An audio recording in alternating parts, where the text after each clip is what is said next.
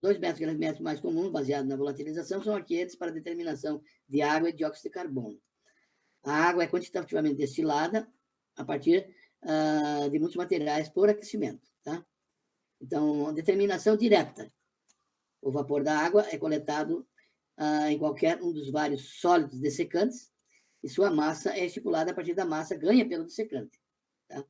E a determinação indireta, a quantidade de água é estabelecida pela perda de massa da amostra durante o aquecimento. Então, tem a amostra, aquece e vê quanto perdeu de massa. Então, o mais utilizado é essa técnica aqui, a determinação indireta. Aqui tu tem que ter um sólido no qual você vai, então, aquecer a tua substância que contém água, você quer saber quanto de água tem na substância. Você aquece ela e essa água vai ter que passar por um sólido. Ela vai ter que ficar presa dentro de um sólido dessecante. Tá? Então, como isso não é muito fácil, o mais fácil de se fazer é essa aqui, pelo método indireto. Né? Então, você tem a massa da tua substância com água, aquece a perda da água, então você põe a massa dela seca. Pela diferença, tu sabe quanto saiu de água da tua substância. Tá? Então, essa é uma forma para essa determinação da quantidade de água presente nessas substâncias. Então, aqui, a gravimetria por volatilização, eliminação de água através da temperatura. É utilizada na agronomia, tá? Determinação da umidade em um material que contém, por exemplo, fertilizantes, tá? Que contém água, né? Fertilizante contendo água, tá? A remoção da água se dá por operação de secagem, tá? Obtendo-se um material anidro, ou seja, isento de água. Tá?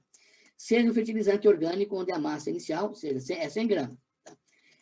Então, você submeteu ao processo de aquecimento, então houve a perda de água, né? Então, agora eu tenho a massa final, que é 80 gramas, ou seja, 20 gramas foram perdidos durante esse processo. Então, eu posso garantir que o fertilizante tem 20% de umidade. Tá? E o que sobrou, então, é um fertilizante seco agora.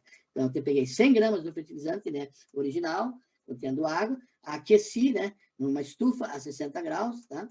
Então, para quantidade pequena funciona, para grande já é complicado, né? Mas uma quantidade, como ele usou aqui, 100 gramas, então numa estufa, aquece a 60 graus, para que toda a água seja evaporada, tá? Então, agora eu vou ter, tenho a massa, né? Calculo a massa e tenho quanto que eu tenho do fertilizante seco. Então, através da massa inicial e a massa final, depois de seco, eu tenho quanto de água tinha no meu fertilizante. Esse é um processo que é muito utilizado também em outras situações, não só na agronomia, tá? Então, no caso de uma massa, de uma quantidade muito grande, né, de fertilizante, qualquer tipo de material, tu vai pegar uma fração da amostra, tá? Pega 100 gramas da tua amostra, que seja representativa daquela carga ou daquele universo onde se encontra lá o fertilizante, né? Pega uma massa, leva para o laboratório, pode até repetir, fazer um triplicado, aí 3 vezes, 100 gramas, pode pegar em regiões diferentes e fazer uma média, né? Pegar 3, 4, 5 amostras, né? E fazer esse processo diversas vezes para obter uma média no resultado. Aí sim você tem, então, uma média dos resultados daquela carga, daquele lote, daquele caminhão, ou daquele container, onde está contendo aquele fertilizante, tá? Eu não posso levar, obviamente, toda a carga para o laboratório, então tem que ser uma fração menor, né?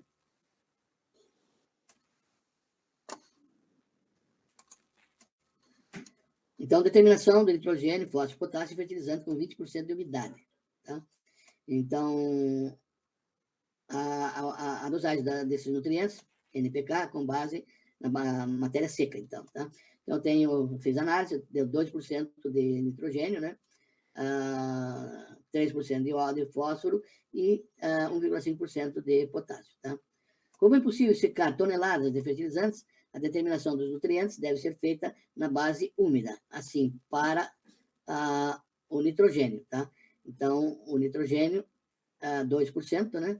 Então, eu vou ter 20% de umidade, tá? Então, em 100 gramas de fertilizante seco, temos 2% de nitrogênio. Em 100 gramas de fertilizante seco, temos 120 gramas, tá? De fertilizante úmido.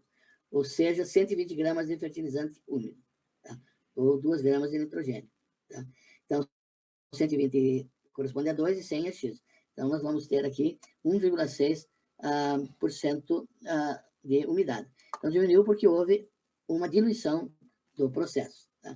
Então, esse só mostrei aqui para vocês que é uma técnica que o pessoal usa para determinação de umidade em fertilizantes. Tá?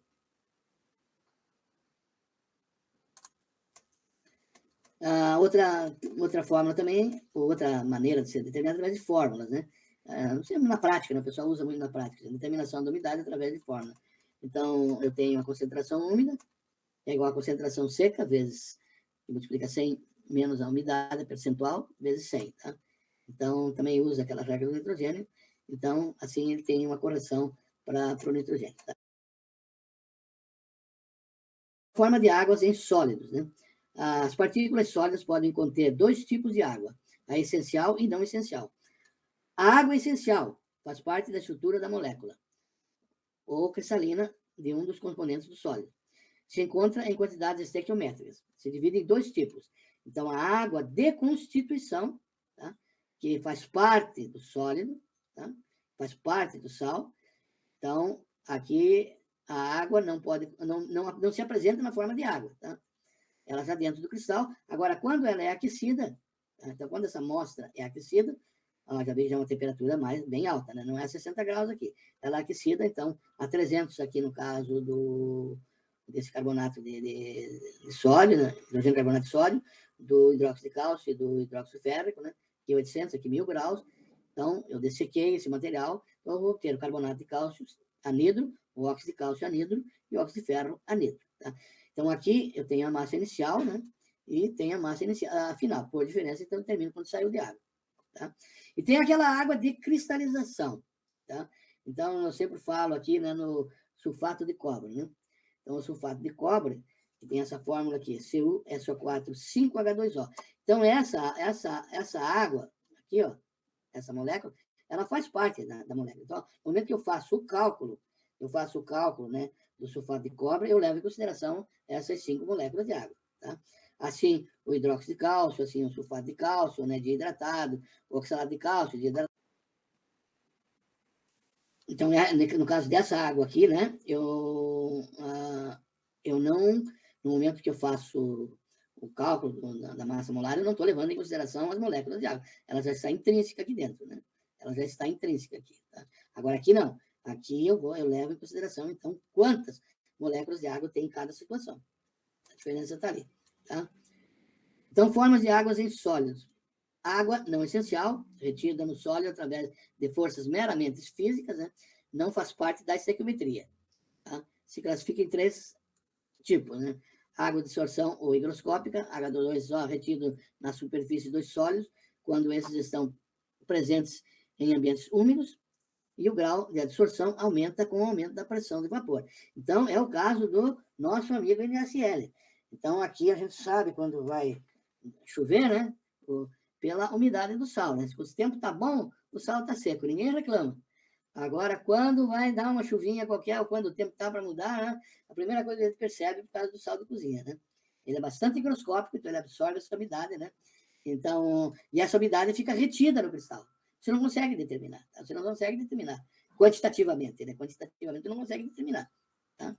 Então, ela diminui com... Então, esse sal aqui, se eu pegar o sal de cozinha, né, e aquecer, então vai ser liberada aquela água ali, né? Vai ser liberada aquela água.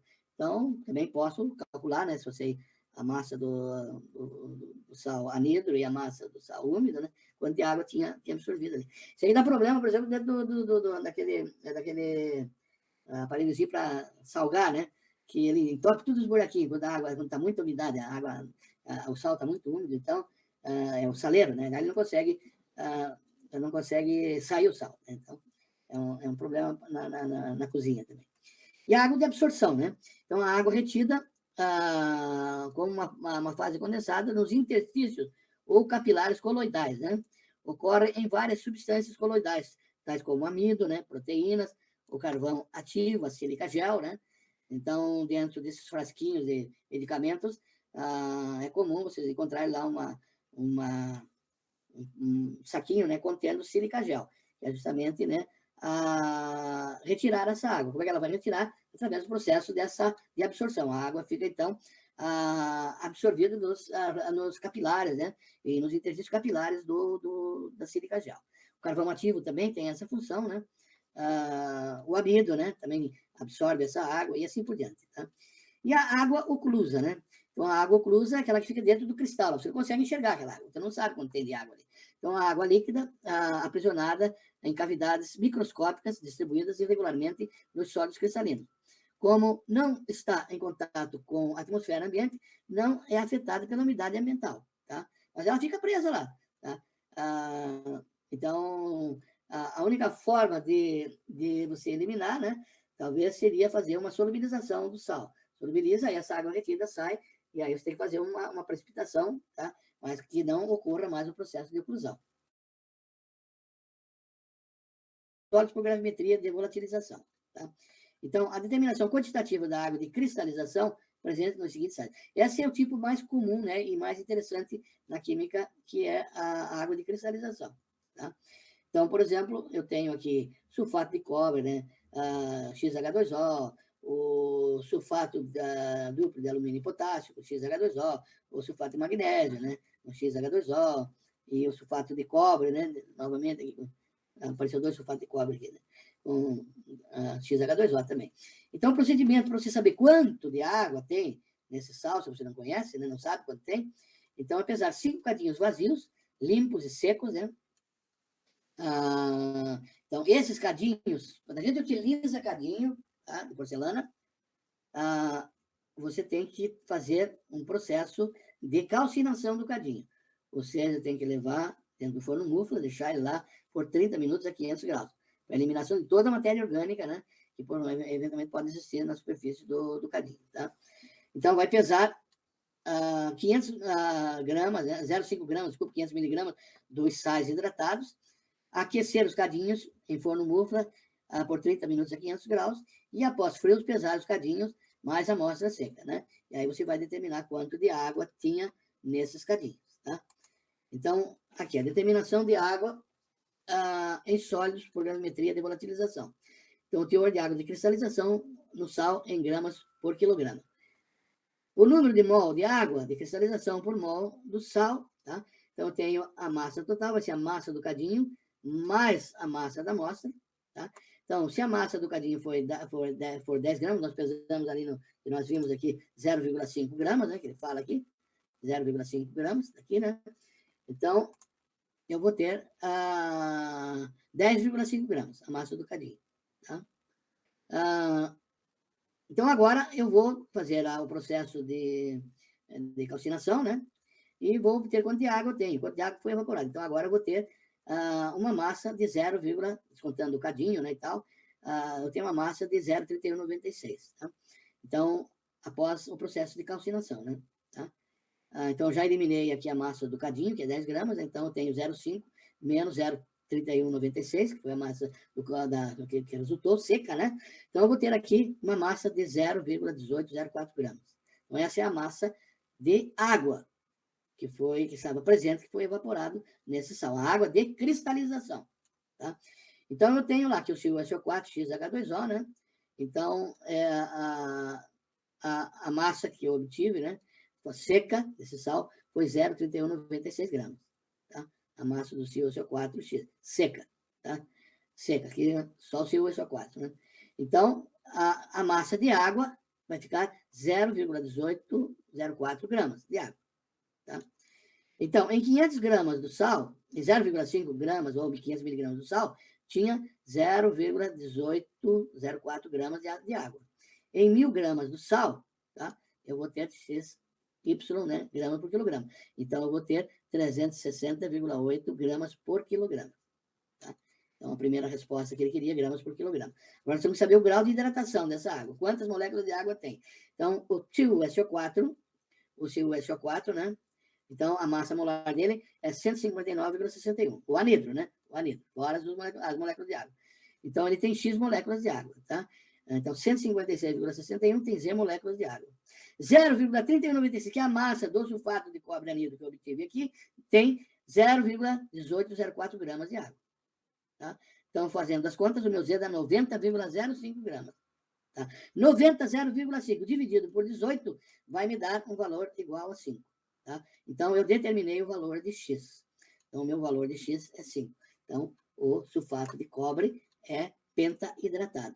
E assim, o mesmo procedimento, então, eu faço para outros sais. Se eu não sei o número de moléculas de águas de hidratação do sólido cristalino, né? Então, eu devo fazer o mesmo procedimento, tá? Devo fazer o mesmo procedimento. Então, tenho a massa, pego uma determinada massa do sal, tá? Tenho uma determinada massa do sal com água, o sal hidratado, tá? E faço um aquecimento, tá? Ou faço uma calcinação, tá? Ou um aquecimento, então toda essa água é perdida, tá? Então, agora eu tenho a massa do sal puro. Aí, fazendo essas relações estequiométricas aqui, do sulfato de cobre anidro, né? Aqui, o sulfato de cobre anidro, foi a massa, aqui tem tanto mol, né? A massa molar dele é 159,61 gramas por mol. Tem X moléculas de água, Z moléculas de água. A massa do meu precipitado, anidro, vai ter, que depois que era 500 gramas do sal que eu peguei. Depois ele seco, né? O que perdeu, né? Então, seco ficou 0,3196, perdeu 0,1804 gramas de água. Tá? Então, simplesmente me dá um Z aqui igual a 90,09, tá? Que é a massa total, então, aqui no sulfato de cobre pentahidratado. Então, agora eu vou dividir essa massa, que é a massa de água nesse sulfato de cobre pentahidratado. Tá? Então, agora, como essa é a massa total de água, eu vou dividir por 5, né? Vou dividir por 18, perdão, que é a massa molar da molécula de água, então eu vou ter um valor de 5. Então, o meu X aqui na molécula de água vai ser 5H2O. Tá?